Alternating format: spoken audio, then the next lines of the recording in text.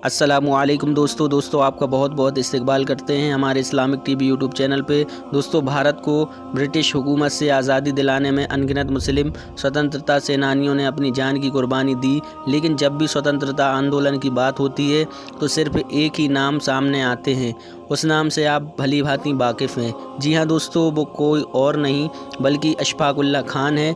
मुद्दा ये है कि क्या सिर्फ अशफाक उल्लाह खान ही भारत के स्वतंत्रता आंदोलन में शामिल थे?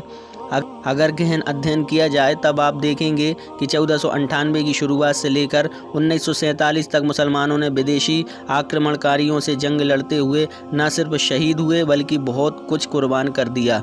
फतवा राष्ट्र प्रेम का। दोस्तों, मौलाना हुसैन अहमद मदनी ने अंग्रेज़ों के खिलाफ फतवा दिया कि अंग्रेज़ों की फ़ौज में भर्ती होना हराम है। अंग्रेज़ी हुकूमत ने मौलाना के खिलाफ मुकदमा दायर कर दिया। सुनवाई में अंग्रेज़ जज ने पूछा, क्या आपने फतवा दिया है कि अंग्रेज़ी फ़ौज में भर्ती होना हराम है?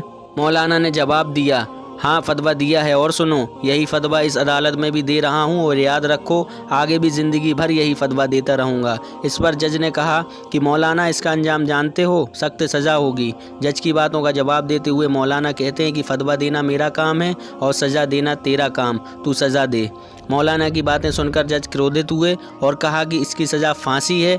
इस पर मौलाना मुस्कुराते हुए अपनी झोली से एक कपड़ा निकालकर मेज पर रखते हैं और अब जज पूछते हैं कि ये क्या है मौलाना? तो मौलाना उनका जवाब देते हुए कहते हैं कि ये कफन का कपड़ा है, मैं कफन का कपड़ा अपने साथ लेकर आया था। अब जज कहते हैं कफन का कपड़ा तो यहाँ भी मिल जाता।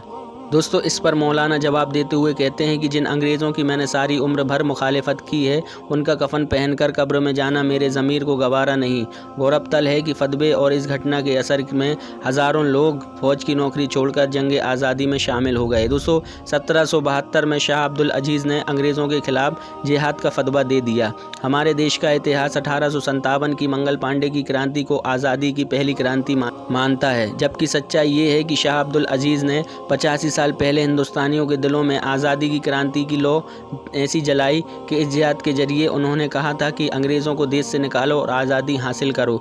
दोस्तों, ये फतवे का नतीजा था कि मुसलमानों के अंदर एक शऊर पैदा होना शुरू हो गया कि अंग्रेज़ लोग सिर्फ अपनी तिजारत यानी व्यापार के लिए ही आए हैं और यहाँ पर चमकना चाहते हैं, बल्कि अपनी तहजीब को भी यहाँ पर ठूसना चाहते हैं। दोस्तों, हैदर अली और बाद में उनके बेटे हज़रत टीपू सुल्तान ने ब्रिटिश ईस्ट इंडिया कंपनी के प्रारंभिक खतरे को समझा और उसका विरोध किया। टीपू सुल्तान भारत के इतिहास में एक ऐसे योद्धा हैं जिनकी दिमागी सूझबूझ और बहादुरी ने कई बार अंग्रेज़ों को घुटने टेकने पर मजबूर कर दिया। अपनी वीरता के कारण ही वो शेर मैसूर कहलाए। दोस्तों, अंग्रेज़ों से लोहा मनवाने वाले बादशाह टीपू सुल्तान ने ही देश में अंग्रेज़ों के जुल्म और सितम के खिलाफ बिगुल बजाया था और जान की बाजी लगा दी, मगर अंग्रेज़ों से समझौता नहीं किया। हज़रत टीपू सुल्तान अपनी आखिरी सांस तक अंग्रेज़ों से लड़ते लड़ते शहीद हो गए।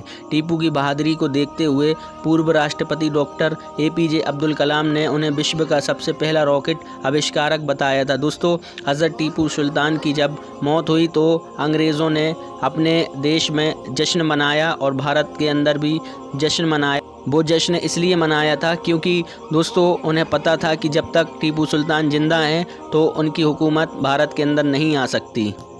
दोस्तों, आज़ादी की लड़ाई में बहादुर शाह जफ़र का भी नाम सामने आता है। भारत में मुग़ल साम्राज्य के आखिरी शहंशाह और उर्दू भाषा के माने हुए शायर थे। उन्होंने 1857 के प्रथम भारतीय स्वतंत्रता संग्राम में भारतीय सिपाहियों का नेतृत्व किया। दोस्तों, इस जंग में हार के बाद अंग्रेज़ों ने उन्हें बर्मा यानी कि म्यांमार भेज दिया, जहां उनकी मौत हुई। दोस्तों, 1857 का भारतीय विद्रोह, जिसे प्रथम भारतीय स्वतंत्रता संग्राम, सिपाही विद्रोह और भारतीय विद्रोह के नाम से भी जाना जाता है, वो ब्रितानी शासन के विरुद्ध एक सशस्त्र विद्रोह था। ये विद्रोह 2 वर्षों तक भारत में विभिन्न क्षेत्रों में चला। इस विद्रोह का आरंभ छावनी क्षेत्रों में छोटी झड़पों तथा आगजनी से हुआ था, परंतु जनवरी मास तक इसने एक बड़ा रूप ले लिया। दोस्तों, विद्रोह का अंत भारत में ईस्ट इंडिया कंपनी के शासन की समाप्ति के साथ हुआ और पूरे भारत का ब्रिटिश ताज का प्रत्यक्ष शासन आरंभ हो गया, जो अगले 10 वर्षों तक चला। दोस्तों, ये वीडियो लंबी हो रही थी, इसलिए हम इस वीडियो का इख्तिताम यहीं करते हैं। दोस्तों, इंशाल्लाह हम इसका पार्ट 2 ज़रूर देंगे, आपसे गुजारिश है वो भी देखिएगा। दोस्तों, मिलते हैं अगली वीडियो में, तब तक के लिए अस्सलामु अलैकुम व रहमतुल्लाहि व बरकातहू।